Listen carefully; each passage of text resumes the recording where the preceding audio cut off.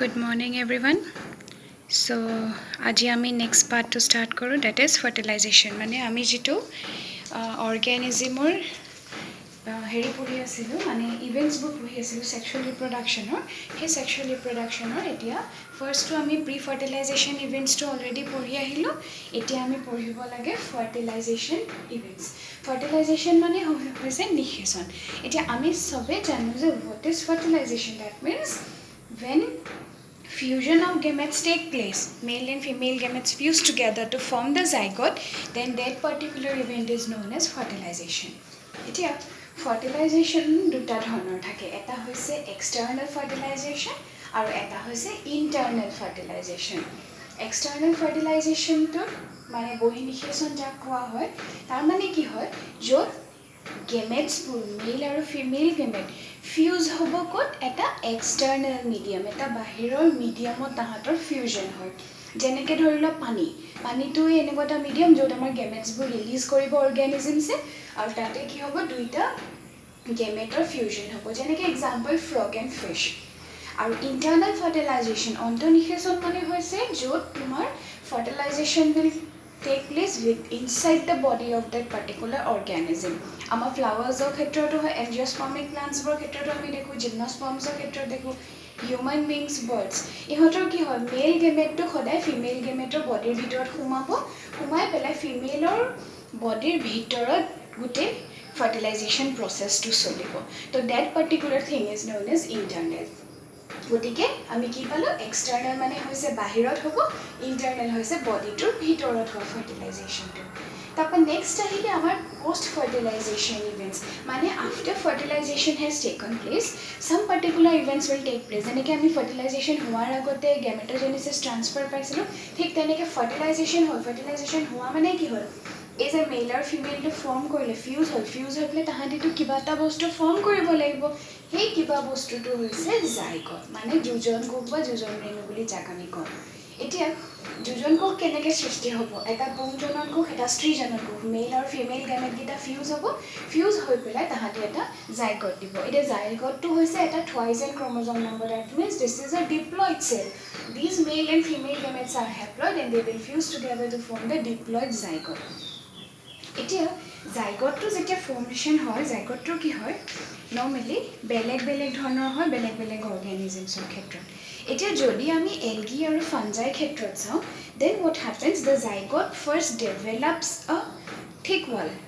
এখন বাহিৰৰ ৱাল এখন ফৰ্ম কৰিব আৰু ফৰ্ম কৰি পেলাই তাহাঁতি এটা জাইগোস্প'ৰলৈ কনভাৰ্ট হৈ যায় আৰু তাৰ পাছত তাহাঁতি এটা ৰেষ্টিং পিৰিয়ডত গুচি যাব আনটিল এণ্ড আনলেছ ফেভৰেবল কণ্ডিশ্যনছ আহে. মানে ফেভৰেবল কণ্ডিশ্যনছ এনভাইৰনমেণ্টেল কণ্ডিশ্যন যেতিয়ালৈকে ফেভৰেবল নহয় তেতিয়ালৈকে তাহাঁতি জাৰ্মিনেশ্যন নহয়, ৰেষ্টত থাকিব. আৰু যেতিয়া কণ্ডিশ্যনছবোৰ ঘূৰি আহিলে লগালগ তাহাঁতি মিঅ'চিছ কৰিব, মিঅ'চিছ হৈ পেলাই তাহাঁতি হেপ্লইড ইণ্ডিভিজুৱেলছ ফৰ্ম কৰিব. গতিকে যিমানখিনি আমাৰ নৰ্মেল অফস্প্ৰিংছ পাম বা নতুন প্ৰজন্মখিনি পাম চব আমাৰ হেপ্লইডছ হ'ব. এনিমেলছৰ ক্ষেত্ৰত আকৌ কি হয়, যিটো জাইগট হয় সেই জাইগটটো মাইট'চিছ হ'ব. মাইট'চিছ হৈ পেলাই they will form the diploid embryo and that embryo develops into the new individual. That's why the organisms are diploid. গতিকে যিমানখিনি এনিমেলছৰ অৰ্গেনিজমছ হয় চব ডিপ্লইড ফৰ্ম কৰিব, none of them is haploid. আৰু প্লাণ্টছৰ ক্ষেত্ৰত কি হয়, যিটো জাইগট থাকিব, জাইগটটো ফৰ্ম হ'ব into the embryo and from that embryo it develops into the diploid sporophyte. স্প'ৰফাইটৰ ভিতৰত স্প'ৰেঞ্জিয়া ফৰ্ম কৰিব, স্প'ৰেঞ্জিয়াৰ মিঅ'চিছ হ'ব, হেপ্লইড স্প'জ কৰিব, জাৰ্মিনেশ্যন হ'ব আৰু গেমেট'ফাইট প্ৰডিউচ কৰিব. আৰু গতিকে তাহাঁতি মানে কি হ'ব আল্টিমেটলি হেপ্লইড গেমেটছ ফৰ্ম কৰিব পৰা এবিলিটি থাকে. চ' এই প্লাণ্টছৰ বস্তুবোৰ আমি ডিটেইলছ নেক্সট চেপ্টাৰটোত পঢ়িমে, খালি গোটেই বস্তুখিনিৰ মানে জাইগটৰ আল্টিমেট ডেভেলপমেণ্টটো তেনেকৈ ধৰণে হয়. এতিয়া জাইগটটো ফৰ্ম হয়তো ৰখি থাকিব নোৱাৰে আৰু আগবাঢ়িব লাগিব. So' that next process is called as the embryogenesis, ভ্ৰূণ গঠন প্ৰক্ৰিয়া. এম্ব্ৰায়'জেনেচিছত কি হৈছে, এই জাইগটটোৰ ফাৰ্ডাৰ ডেভেলপমেণ্ট হৈছে. ইট ইজ আণ্ডাৰগ'য়িং ডিভিজন হৈ পেলাই তাহাঁতি কি কৰিছে অৰ্গেনিজমছ ফৰ্ম কৰিছে, মাল্টিচেলুলাৰ অৰ্গেনিজমছ ফৰ্ম কৰিব. So' that particular process is known as embryogenesis. এতিয়া তোমালোকৰ নৰ্মেলি হোৱাট ইজ এম্ব্ৰায়'জেনেচিছ বুলি সোধে, তো আনচাৰটো হ'ব the process of formation of process of formation of embryo from a diploid zygote. is known as embryogenesis মানে এটা দুজন কোষৰ পৰা ভ্ৰূণ গঠন হোৱা যেটো প্ৰক্ৰিয়া সেই প্ৰক্ৰিয়াটোকে আমি ভ্ৰূণ গঠন প্ৰক্ৰিয়া বুলি কওঁ এতিয়া এই এমব্ৰায়ো ডেভেলপমেন্টৰ হিচাপত এনিমেলছবোৰক আমি ভাগ কৰিব পাৰো কি বুলি এটা ওভিপেৰাছ এটা হৈছে ভিভিপেৰাছ মানে ডিম্পজ প্ৰাণী আৰু জৰায়ুজ প্ৰাণী ওভিপেৰাছ অৰ্গানিজমছ মানে হৈছে যিবোৰ অৰ্গানিজমছে তোমাৰ কণী পাৰিব মানে দে উইল লে देयर এগছ তাহাঁতৰ যেটো এমব্ৰায়ো ডেভেলপমেন্ট হয় এমব্ৰায়োটোৰ চাৰিওফালে বডিটোৰ ভিতৰত অৰ্গানিজমটোৰ বডিটোৰ ভিতৰত এমব্ৰায়োটোৰ চাৰিওফালে এটা কেলচিয়াৰাছ চেলৰ ফৰ্ম কৰিব যেনেকৈ আমি ডিমটো সবে দেখিছো ডিমটোৰ বাহিৰত কি হয় বগা যেটো বাকলিটো থাকে that is a calcareous cell so that particular cell is formed only in case of the oviparous organisms and in case of viviparous organisms here they will give birth to their young ones যেনেকৈ আমাৰ human beings গতিকে তাহাঁতৰ কি হ'ব directly আমাৰ baby birth হয় বা আমাৰ যিবোৰ এনিমেলছবোৰ থাকে নৰ্মেলি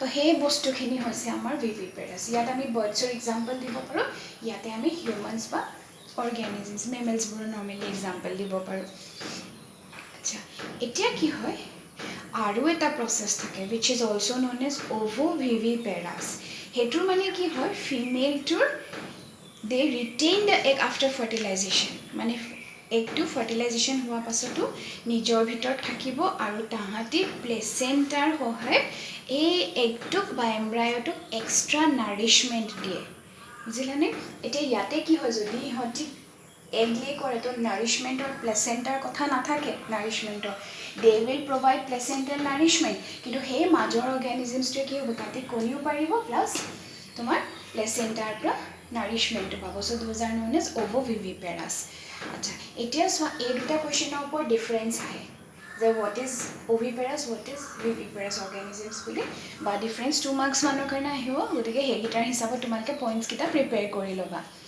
তাপা প্লান্টছৰ ক্ষেত্ৰত আকৌ এমব্ৰায়ো ফৰ্মেশন কেনেকৈ হয় প্লান্টছত নৰ্মেলি কি হ'ব ওভিউলটো থাকে ওভিউলটোৰ ভিতৰত জাইগট ফৰ্ম হ'ব এই জাইগটটোৰ পৰা এমব্ৰায়ো ফৰ্মেশন হয় ovule jeta mature hoy it gets developed into the seed and this will germinate into the new plant আর ovule to bhitor eta triploid endosperm tissue thake which provides nourishment to the developing embryo otike ei bhrun khokine ki koribo ei bhruntu jeta srishti hobo tahatok to khadya proyojon hobo to whatever nutrition is necessary that is will be provided by the endosperm আর ovary যেটো থাকিলে ovary to develop করিব fruit হলে এতিয়া fruit বুলি কোৱা মাত্ৰ কি হয় fruitor এটা outer layer থাকে that particular outer layer is known as the pericarp এই terms বোৰ আহে দে তোমালোকৰ ইভন নিট লেভেলৰ কোৱেশ্চনছ অটো পাবা pericarpৰ ৰিলেটেড কোৱেশ্চন পাবা pericarp হৈছে fruitor outer layer তাৰ পাছত এইখিনি হৈছে আমাৰ গুটে অৰ্গানিজমৰ ধৰিলো সেক্সুয়াল ৰিপ্ৰডাকচনৰ ইভেন্টছ খিনি মানে প্ৰি ফাৰ্টিলাইজেশন ফাৰ্টিলাইজেশন আৰু post ফাৰ্টিলাইজেশন events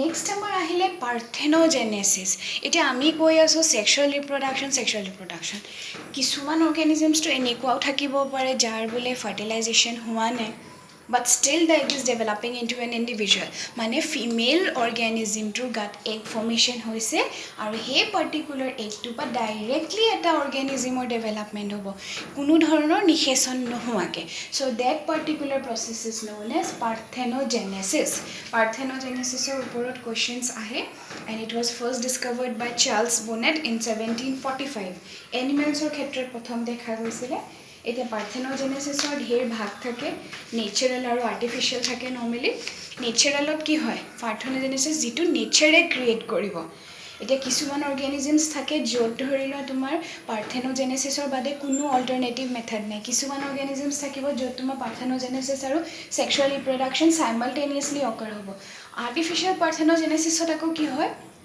man-made parthenogenesis that means that particular parthenogenesis is strictly artificially created by men either kiba chemicals debo ba enekwa dhonor di pele hormones di pele hetu jonike artificially create kora hoy gotike ekhiniye hoise gutte important part regarding this chapter to ami aji ei chapter to complete korilu yate gutte important parts khini important points khini tumalko mention kora hoy তোমালকে NCERT বুকৰ question আনসাৰ্স খিনি solve কৰিবা question পেপাৰস যদি question bank কিনিছা কিনিপলা ইয়াৰ related জিমান খিনি কোৱেশ্চনছ আছে সব solve কৰি পেলাবা সৰু ডাঙৰ সব কাৰণ এটা টাইম আছে যেতিয়া এটাকে চ্যাপ্টাৰ কমপ্লিট কৰি যোৱা আৰু যদি কিবা কোৱেশ্চন বুজি নেপোৱা আনসাৰ কৰিব নোৱাৰা তেতিয়া হলে মোক কবা খালি